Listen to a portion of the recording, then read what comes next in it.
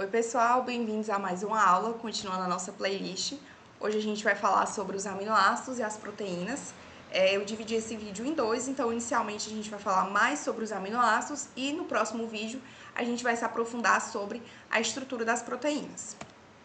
Então, qual é a relação de aminoácido e proteína, né? A maioria das pessoas já sabem, os aminoácidos são as unidades que compõem as proteínas. Então, a proteína ela é uma macromolécula biológica, uma estrutura ali grande, que é formada pelas suas subunidades. Outra maneira de dizer isso, os aminoácidos eles são monômeros. Um monômero seria uma pequena unidade que vai dar origem a algo maior. Então, as proteínas elas são polímeros de aminoácidos, né? Polímeros dessas subunidades menores que são os monômeros. Ou seja, quando eu junto vários aminoácidos, eu formo ali uma proteína, que eu vou chamar de polímero. Então, proteínas são polímeros de aminoácidos. E os aminoácidos são essas subunidades, esses monômeros que formam essa estrutura maior chamada de proteína. As proteínas, elas são as moléculas mais abundantes no nosso organismo, então em toda célula que você possa pensar existe proteína, e vão ser as macromoléculas que têm a maior variedade de estruturas e funções. A gente ainda vai falar de carboidratos e de lipídios, e eles têm, sim, diversas funções, né? Tem várias, mas as proteínas que são as que mais se destacam, as mais versáteis, certo? Pensando aí em termos de nutrição, qual é a importância dos aminoácidos, né, das proteínas para a nossa alimentação? É o fato de que eles são uma fonte dietética de nitrogênio. Então, quando você pensa da estrutura aí dos carboidratos, dos lipídios, eles não são nossa fonte de nitrogênio, são os aminoácidos, tranquilo? Eu trouxe aqui uma representação para a gente ter noção de como é que a proteína do nosso corpo está dividida. Aproximadamente 40% está presente nos músculos esqueléticos, 25% distribuído entre os órgãos e o restante ali na pele e no sangue, tranquilo? Falando agora dos aminoácidos, eu trouxe para vocês, existem diversas maneiras de classificar. Eu trouxe essa aqui, então a gente vai abordar a estrutura de um aminoácido, a sua carga elétrica, a polaridade e a essencialidade dos aminoácidos. Então, essa imagem aqui do meio, que deve ficar assim gravada na imagem da cabeça de vocês, é a representação genérica de um aminoácido. Então, todo aminoácido, a gente vai já falar aqui da exceção, mas de modo geral todos os aminoácidos vão ter um átomo de carbono, que a gente vai chamar de carbono alfa, porque ele é o primeiro carbono a se ligar a um grupo funcional. Vai ter esse átomo de carbono que está fazendo 4 ligações, né? O carbono faz 4 ligações. Com um átomo de hidrogênio, com o grupo carboxila, que o C-OH, com o grupo amino, o NH2, e com uma cadeia lateral, que aqui está representado por R. Por que R? Porque é o que vai dar, digamos assim, a característica de cada aminoácido. Então, todos os aminoácidos, eles vão variar esse grupo R. Por isso que está aqui essa letrinha para representar algo genérico. Então, o que vai diferenciar os aminoácidos é essa cadeia lateral aqui. E aí, como eu disse para vocês, existe uma exceção a essa representação genérica que a gente está falando, que é a prolina. Então, deixa eu aumentar aqui, ó. Vocês vão ver que a prolina, ela vai ter aqui o grupo carboxila, o C-OH. No caso aqui, o hidrogênio já foi perdido, porque o grupo carboxila, ele tem caráter ácido, mas continua aqui de modo geral, né, o grupo carboxila, o átomo de hidrogênio, e aqui percebam o que é que aconteceu. O grupo amina e a cadeia lateral, elas estão unidas, né, formaram aqui uma estrutura cíclica. Então, por conta disso, a prolina ela é um iminoácido, ela não é um aminoácido, tranquilo? Essa é a única exceção. Nos outros aminoácidos, a gente não vai ter essa estruturazinha aqui, o grupo amino se misturando com a cadeia lateral, não. É só na prolina, tranquilo? E aí, como vocês já viram até ali na imagem da prolina, os aminoácidos, eles podem apresentar cargas. A forma que mais predomina dos aminoácidos é essa daqui, em que a carga total da molécula ela é nula. Então, vocês veem aqui o hidrogênio, né?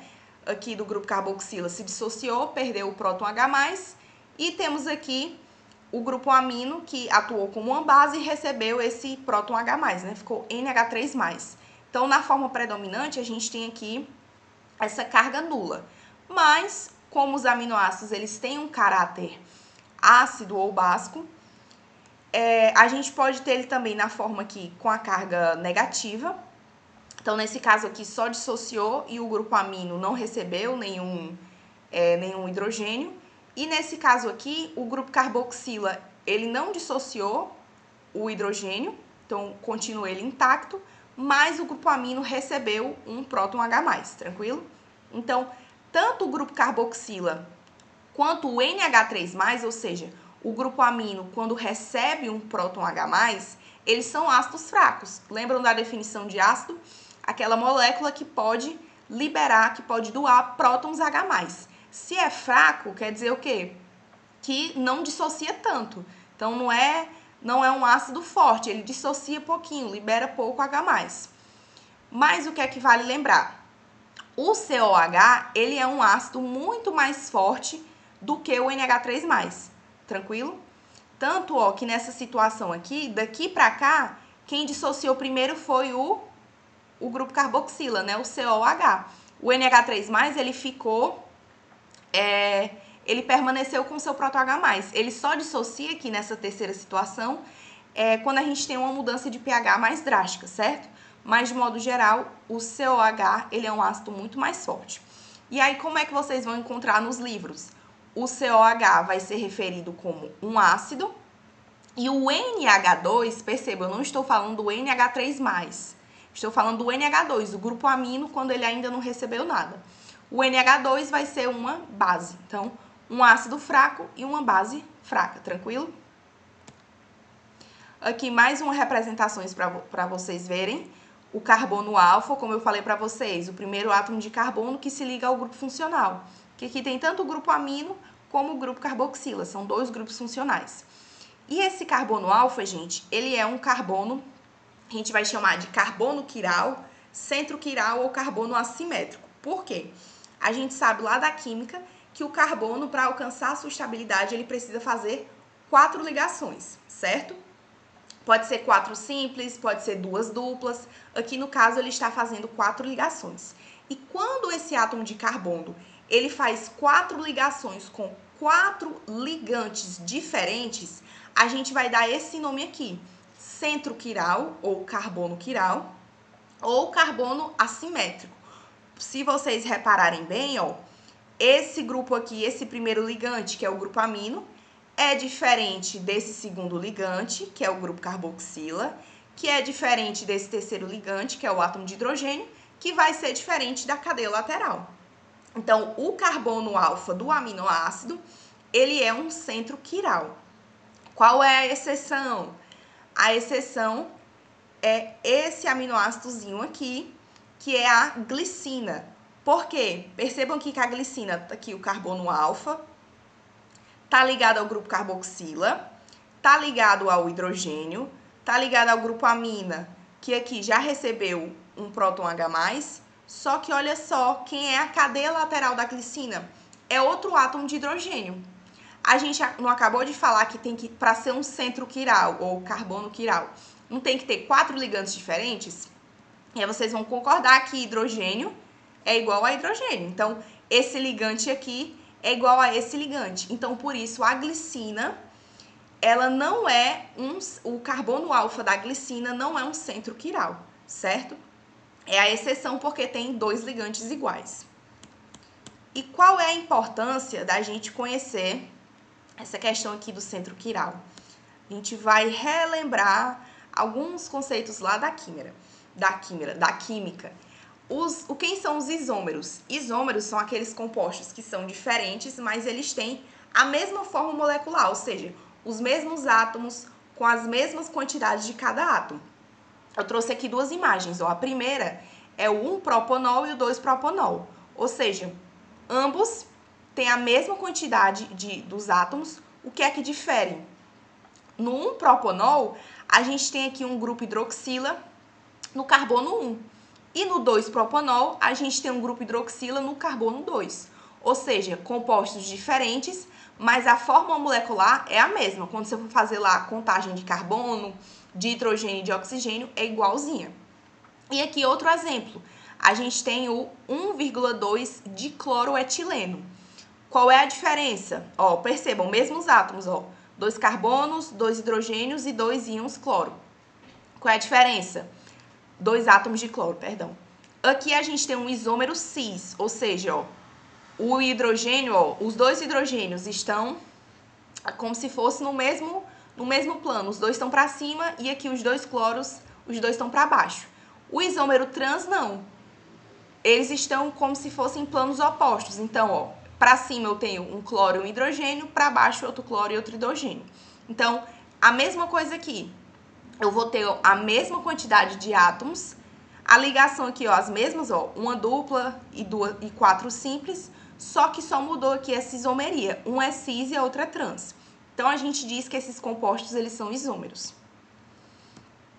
A gente tem 2 tipos de isomeria, né? Isomeria plana, eu trouxe aqui só para título de curiosidade, mas a gente não vai abordar. Isomeria plana ou constitucional e a isomeria espacial ou estereoisomeria. E a que a gente vai se atentar aqui para o estudo dos aminoácidos é a isomeria espacial óptica ou estereoisomeria óptica, tranquilo? E aí vamos lá. Então, o que é um isômero óptico? É aquele que tem a mesma ligação química, ou seja, faz as mesmas ligações e vai ter a mesma forma molecular, ou seja, mesma quantidade de átomos, só que eles vão diferir no arranjo espacial dos átomos, ou seja, na sua disposição. E dentro aí dessa classe de estereoisômeros, nós vamos ter os enantiômeros. Então, ó, o que é um estereoisômero? É a mesma coisa que isômero óptico, que é essa definiçãozinha aqui. Um composto, 2 compostos que têm as mesmas ligações, mesma forma molecular, só que o arranjo espacial é diferente. Dentro dessa classe de isômeros ópticos ou estereoisômeros, a gente tem os enantiômeros, que são os estereoisômeros, que são imagens especulares não sobreponíveis. E aí um ótimo exemplo para a gente entender isso é a nossa mão. Se você pegar a sua mão esquerda é a imagem da sua mão direita, né? Como se fosse aqui, se tivesse um espelho, né? Você sabe que elas são iguais. Só que o que é que acontece? Elas não são sobreponíveis. Se você coloca aqui a sua mão esquerda embaixo e tenta colocar a sua mão direita por cima, o que é que acontece? Não encaixa, porque, ó, esse dedo aqui, o dedão aqui tá com o mindinho. Então, o polegar tá com o seu mindinho. Então, não tá encaixando perfeitamente, tá diferente. Por mais que sejam os mesmos dedos, estão distribuídos do mesmo jeito, né? Do polegar ao mindinho, do polegar ao mindinho. Então, é igual, só que quando você tenta sobrepor, elas são imagens especulares não sobreponíveis. E é isso que vai acontecer com os aminoácidos. Eles vão ser enantiômeros. Vamos olhar aqui. Os aminoácidos que têm um carbono alfa, que se une a 4 ligantes, que faz 4 ligações e os ligantes são todos diferentes entre si, eles vão se apresentar em 2 formas, né? 2 enantiômeros, que são imagens especulares não sobreponíveis. Então, a gente tem aqui o exemplo, ó, da alanina. Quem é a alanina? Um carbono alfa ligado aqui, ó, ao grupo carboxila, né, que é todo aminoácido tem, o grupo amino, o hidrogênio, quem é a cadeia lateral? O CH3. Aqui a gente vai ter, ó, a L-alanina. E aqui a gente vai ter a D-alanina. Então, aqui na D-alanina, ó, o NH3, ele tá na direita. E aqui na L-alanina, ele tá à esquerda. Então, se você tentasse sobrepor esses aminoácidos, você veria que eles não são sobreponíveis. Porque o que é que ia acontecer se você tentasse colocar um em cima do outro? Ia ficar aqui o hidrogênio em cima do grupo amino. O grupo amino aqui em cima desse hidrogênio. Então, não seria compatível. Por mais que sejam, ó, os mesmos átomos, as mesmas ligações, mas o arranjo espacial é diferente. Aqui traz uma representação, aqui é outra forma de representar, ó. Quando os livros trazem, às vezes, essas setinhas pontilhadas, as setinhas cheias, né? As setas são diferentes, é para indicar, gente, que é como se eles não estão no mesmo plano. Então, é como se uma ligação aqui estivesse indo para frente, a outra para trás, a outra para cima. Então, é para indicar que eles não estão, assim, um do ladinho do outro. Existem angulações. Então, é como se um tivesse saindo assim da tela do computador, o outro para trás, o outro para cima, para indicar que não tá tudo no mesmo plano, certo? Aqui, ó, é a representação genérica, né? O eixo de simetria, então percebam que se você tentasse sobrepor, não seria possível. E isso vai acontecer com todos esses aminoácidos que tem o quê? O carbono alfa é um centro quiral. Então, ó, e por que é importante a gente saber disso?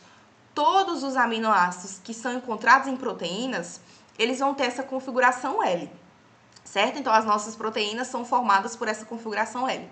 A forma dela é encontrada em alguns peptídeos, em alguns antibióticos, parede celular bacteriana, é possível encontrar. Só que o que é que acontece? Quando a gente vai lá se alimentar, tem todo o processo de digestão, a gente vai absorver esses aminoácidos. E olha só, a absorção desses aminoácidos é específica para que tipo de aminoácido? L.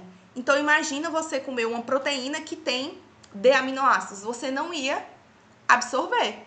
Você comeu a proteína, digeriu, ficou lá só o aminoácido, só que você não ia captar. Aquilo ali não ia ter valor nutritivo nenhum para você, porque você não conseguiu absorver. Então, é importante a gente saber disso para saber que as nossas enzimas, as nossas proteínas, elas são específicas para essa configuração L. Então, por exemplo, quando a gente tem proteínas aí que são submetidas a temperaturas altíssimas por um tempo aí considerável, isso pode resultar na redução do valor nutricional. Porque se essa configuração L se transformar em D, quando você comer aquela proteína que ela for digerida, a proteína ali que vai ser responsável por identificar esse aminoácido e absorvê-lo, né, colocar ali para dentro do enterócito, ela não vai reconhecer.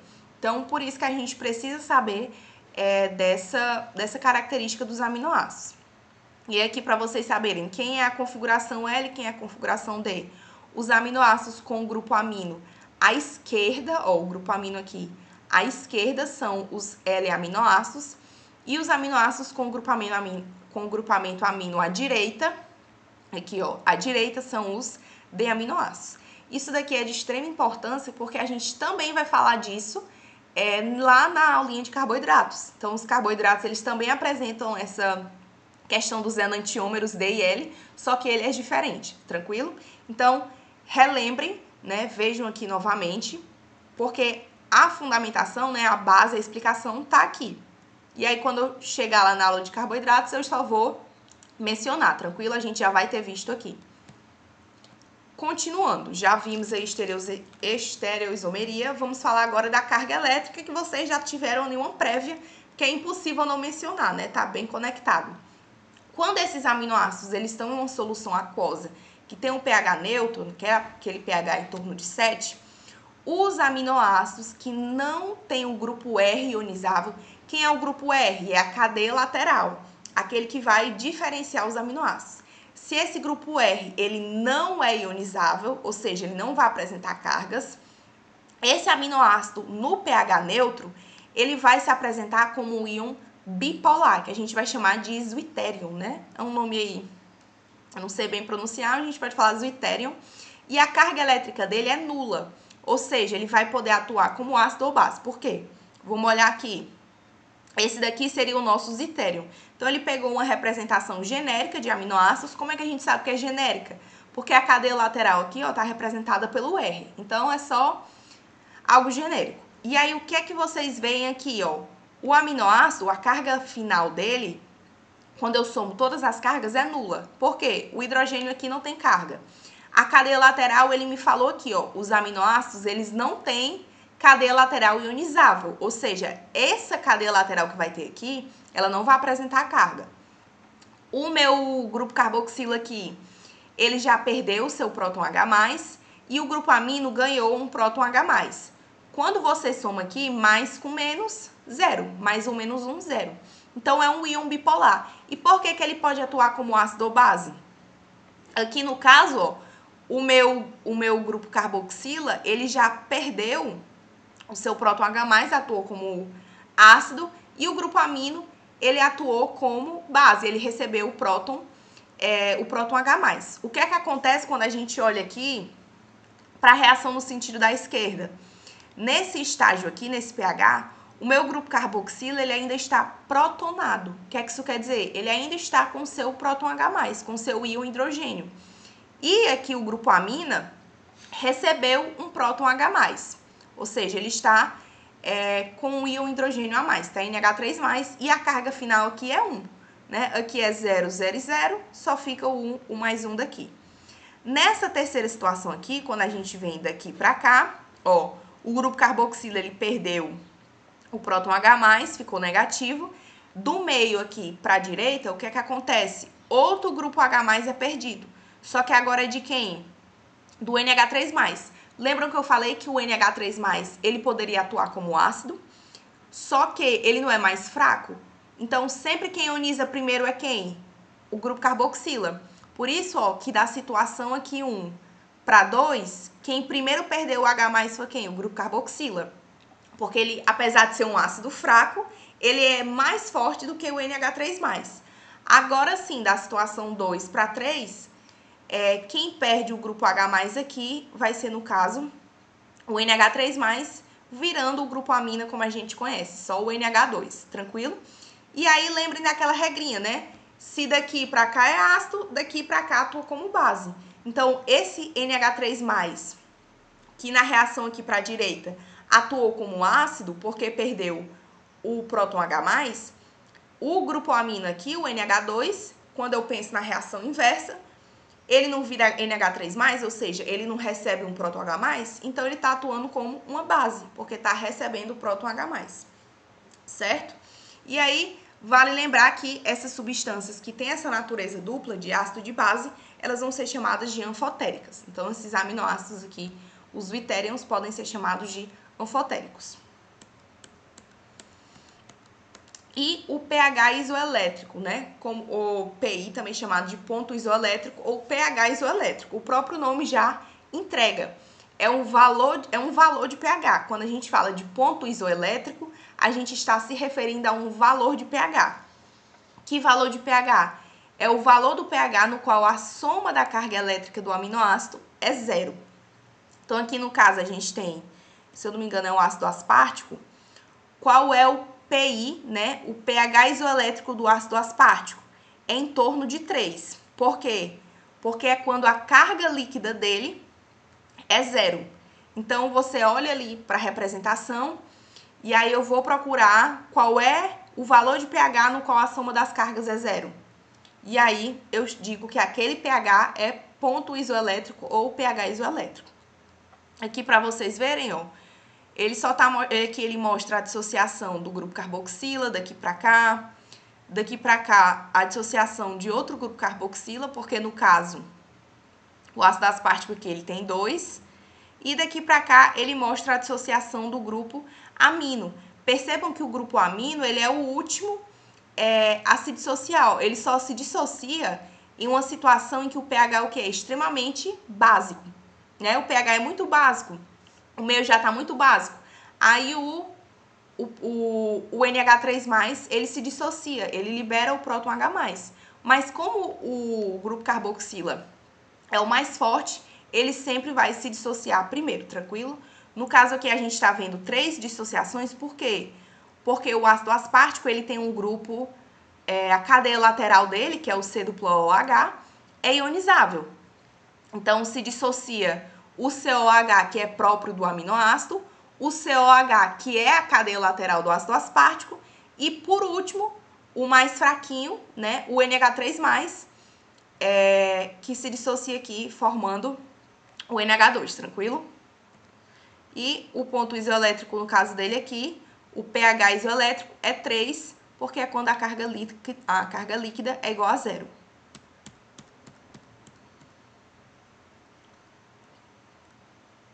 Aqui a representação que eu já mostrei para vocês.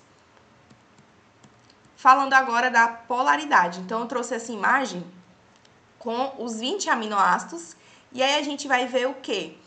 Que o grupo, a cadeia lateral de cada aminoácido, ela vai ser classificada de acordo com a sua polaridade. Então, a gente agrupa os aminoácidos, pensando aqui na cadeia lateral deles, se é polar ou se é apolar. Então, a gente vai ter os grupos R polares, que também chamados de alifáticos, os grupos R polares, mas que não são carregados, os grupos R aromáticos, os grupos R que são carregados positivamente e os grupos R que são carregados negativamente. A gente vai falar de cada um de maneira mais específica. Começando aqui pelos grupos R apolares, também chamados de alifáticos. Esses grupos aqui, ó, percebam que, ó, eles não têm o quê? A cadeia lateral, ela não é ionizável, ó, ela não apresenta cargas, estão vendo?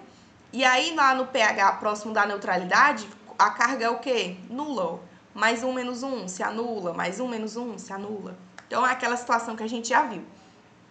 Aqui, os grupos R, eles não vão doar ou receber prótons, ou seja, não vão atuar nem como ácido, nem como base. Não vão participar de interações do tipo iônica, nem vão formar ligações de hidrogênio, né? São apolares.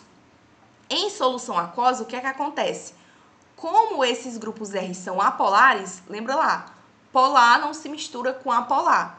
Então, quando a gente pensa aqui numa proteína que tem muitos grupos, que tem muitos aminoácidos, que tem a cadeia lateral do tipo apolar, esses aminoácidos, eles tendem a se agrupar no sentido contrário ali de onde está o meio aquoso. Então, se eu tenho aqui um meio aquoso e eu tenho uma proteína que tem muitos desses aminoácidos aqui, eles tendem a se voltar na região contrária da água, ou seja, se agrupar no interior da proteína para ficar longe do meio aquoso. O contrário também ocorre. Se eu tiver um meio lipídico, esses aminoácidos eles não são apolares, então eles vão se organizar na minha proteína de modo a ficar em contato com aquele meio que é lipídico, porque é apolar, então eles vão interagir, tranquilo? A gente tem aqui a glicina, a alanina, a prolina, a valina, metionina, isoleucina e leucina, certo? Os grupos R, agora falando dos grupos R que são polares, ou seja, que têm uma melhor interação com a água, né, que têm afinidade com a água, só que são não carregados, ou seja, não apresentam carga. Então, aqui num pH neutro, por exemplo, ó, a carga líquida seria o quê? Nula, né? Porque aqui não tem carga, então, mais com menos vai dar sempre zero. Esses aminoácidos vão ser mais solúveis em água, como eu falei para vocês, ou seja, mais hidrofílicos, porque os grupos funcionais dessas cadeias laterais podem interagir com a água. Então, aqui no caso da serina, ó, a gente tem que grupo funcional? O grupo hidroxila. Aqui na treonina, também o grupo hidroxila.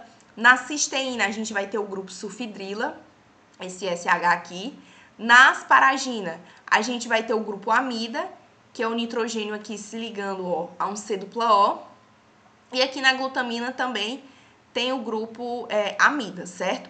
Então, por conta desses grupos funcionais, essas cadeias laterais aqui, elas são consideradas polares e elas podem formar ligações de hidrogênio com a água. Então, quando a gente pensa em proteínas que têm esses aminoácidos, eles vão se organizar ali no arranjo ali das proteínas.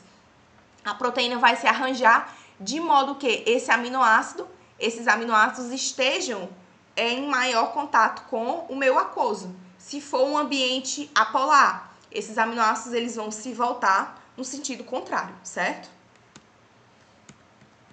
Aqui, grupos R que são carregados positivamente, ou seja, eles já não vão ter ali no pH próximo da neutralidade a carga elétrica nula. Então, a gente tem aqui, ó, aqui mais com menos se anula, só que eles vão ter o grupo R, ó, com a carga positiva. Esses aminoácidos presentes nesse grupo a gente vai chamar de cadeias laterais aceptoras de próton, ou seja, cadeias laterais básicas, porque são capazes de receber um próton H+, certo? A histidina, ela é a única exceção, vocês estão vendo aqui, que ela está sem carga. Por quê? Ela pode estar com carga ou não quando o pH está próximo de 7. Por quê? A histidina, ela tem um pKa muito próximo de 7. O que é que isso significa? Que é como se ela nem fosse direito um ácido, nem fosse direito uma base. Ou seja, ela tá ali muito próximo de uma neutralidade. Ela nem tem tanta tendência a atuar como ácido, nem tem tanta tendência a atuar como base. Mas, de modo geral, a gente vai englobar ela como uma cadeia lateral básica. Apesar de que, como eu falei aqui para vocês, quanto mais próximo o valor de pKa está próximo de 7, mais fraca é a acidez ou a basicidade da substância em questão. Então, a gente enquadra ela como uma cadeia lateral básica, mas ela não tem, digamos assim, uma tendência muito grande, nem a acidez, nem a basicidade, tranquilo? Ela pode atuar como ácido ou como base, né? Fica muito próximo ali da neutralidade. Os grupos R que são carregados negativamente, que a gente vai chamar, né, os grupos ácidos, que podem aí doar prótons H+, então, ó, as cadeias laterais vão estar totalmente ionizadas no pH próximo de 7, porque se é ácido, qual é a tendência? Doar prótons H+. Então, o grupo carboxila aqui do aspartato, ó, já liberou o seu próton H+, a mesma coisa com o glutamato, liberou o seu próton H+. São solúveis em água, né, mais solúveis, e os seus grupos funcionais podem formar ligações de hidrogênio. Acho que aqui eu só repeti, gente. Ignorem esse daqui, ó. Fiquem com essa parte aqui dos cadeias laterais ionizadas em pH 7. Aqui os grupos R aromáticos. A gente tem a fenilalanina, a tirosina e o triptofano. Eles são considerados relativamente apolares, ou seja, eles têm uma tendência aí à hidrofobicidade. E eles podem chamar daquilo que a gente falou de interação hidrofóbica. Não é que existe um tipo de ligação ou de interação hidrofóbica, mas é aquela tendência que a gente falou. Aquilo que é polar tende a se agrupar, a se juntar com o que é polar. Aquilo que é apolar tende a se juntar com aquilo que também é apolar. Então, quando a gente pensa numa proteína que tem esses grupos R's aqui que são mais hidrofóbicos, se a gente pensa numa proteína que está no meio aquoso, esses grupos vão ter uma tendência a ficar longe ali daquele meio aquoso, ou seja, a se agrupar no interior para não ficar naquele meio aquoso. Como a tirosina aqui, ela tem um grupo hidroxila, ela até pode formar ligações de hidrogênio, certo? E vale lembrar que a tirosina e o triptofano são mais polares, um pouco mais polares, né? Como a gente viu, são relativamente apolares. Vão ser mais polares do que a fenilalanina, justamente porque, ó, a tirosina tem um grupo hidroxila e aqui a gente tem o nitrogênio no anel indol. Então, por conta disso, tem um pouquinho mais polar do que a fenilalanina, que só tem aqui a cadeia com carbono e hidrogênio, certo? E, por fim, a essencialidade das proteínas. Então, a gente tem a essencialidade dos aminoácidos. A gente tem mais de 300 aminoácidos na natureza, só que as nossas proteínas, elas vão se restringir basicamente a 20 aminoácidos. Então, todas as proteínas que a gente tem no corpo são formadas por essa combinação aí, diferentes quantidades desses 20 aminoácidos. Recentemente, a gente descobriu a selenocisteína, que é considerada o 21º aminoácido, e faz parte de poucas proteínas, só que a selenocisteína ela é um caso especial. Ela vem, na verdade, da modificação de um aminoácido. A gente vai já falar dela especificamente. E aqui, ó, eu agrupei para vocês os aminoácidos não essenciais e os aminoácidos essenciais ou indispensáveis. Ou seja, os essenciais são aqueles que obrigatoriamente a gente tem que ter na dieta, porque a gente não consegue formar a cadeia carbonada deles, né? A cadeia ali de hidrocarbonetos. Então, a gente precisa adquirir por meio da alimentação. Os aminoácidos não essenciais, a gente já consegue formar, né? A gente consegue produzir no nosso organismo. O que não quer dizer que a gente não vai consumi-los, certo? Eles estão presentes nos alimentos. Só que o que é que acontece? Ultimamente, os livros vêm trazendo essa ideia de que essa classificação, né, essencial e não essencial, ela é muito inflexível, porque em determinadas circunstâncias, um aminoácido que a gente considera não essencial, ou seja, dispensável, ele pode se tornar indispensável, ele pode se tornar essencial por um certo momento. Então, a gente tem uma terceira classificação, que seria aminoácidos condicionalmente indispensáveis. Como é que um aminoácido pode se tornar, por que ele é considerado condicionalmente indispensável? Alguns aminoácidos, eles podem se tornar ali mais importantes em situações de doença, por exemplo. Então, um aminoácido que facilmente o meu corpo conseguia produzir, ele se torna ali essencial, porque por conta de uma doença, né, uma infecção, uma inflamação, eu não estou conseguindo produzi-lo suficientemente, ou então o precursor daquele aminoácido está faltando. Então, se o precursor de um aminoácido, que é não essencial, está faltando, o aminoácido não essencial, ele também vai estar em falta, ou seja, logo ele se torna também essencial. E até mesmo diferenças na fase, né? Ali na fase em que nós somos crianças, né? Na fase da infância, alguns aminoácidos que são não essenciais, eles são necessários, né? Eles são necessários de ser obtidos aí em quantidades significativas pela dieta. Então, a gente trata aqui desses aminoácidos dentro da classificação dos não essenciais, a gente já destaca os que são condicionalmente indispensáveis, que são a arginina, a tirosina, a glutamina, a cisteína e a prolina. Eles estão aqui, ó, estão escritos em inglês, e aqui na direita tem os seus precursores, ou seja, os outros aminoácidos que formam eles. Então, por exemplo, ó, a fenilalanina, ela forma a tirosina, e a fenilalanina é um aminoácido essencial. Se na sua dieta, por exemplo, está deficiente de fenilalanina, consequentemente, a tirosina também fica deficiente, entende? Então, a gente tem que lembrar desse raciocínio. E aqui os indispensáveis ou essenciais: fenilalanina, valina, treonina, metionina, triptofano, histidina, isoleucina, leucina e lisina, certo?